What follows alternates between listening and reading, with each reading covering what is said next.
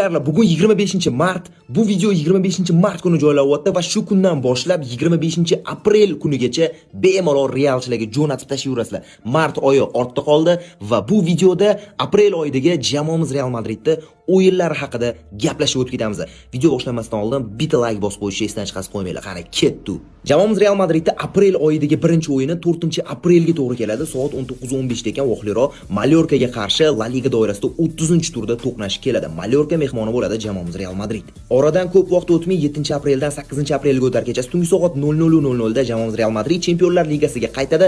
Chorak final o'sha hammamiz kutgan Real Madrid hamda Bavariya to'qnashuvi bo'lib o'tadi. Bilaman, ichingizda qanaqadir Realga ishonchsizlik bo'layotgan bo'lishi mumkin, lekin har doim aytaman jigarlar, bu narsani yo'qotinglar. 1% ham qolmasin, faqat ishonamiz va jamoamiz Real Madrid keyingi bosqichga yo'llanmani qo'lga kiritadi, xudo xohlasa.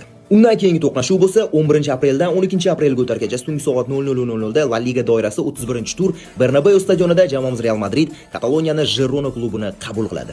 Undan keyingi to'qnashuv bo'lsa Bavariyaga qarshi javob uchrashuvi 15-apreldan 16-aprelga o'tar kechasi tungi soat 00:00 da jamoamiz Real Madrid Allianz Arenada Bavariya mehmoni bo'ladi.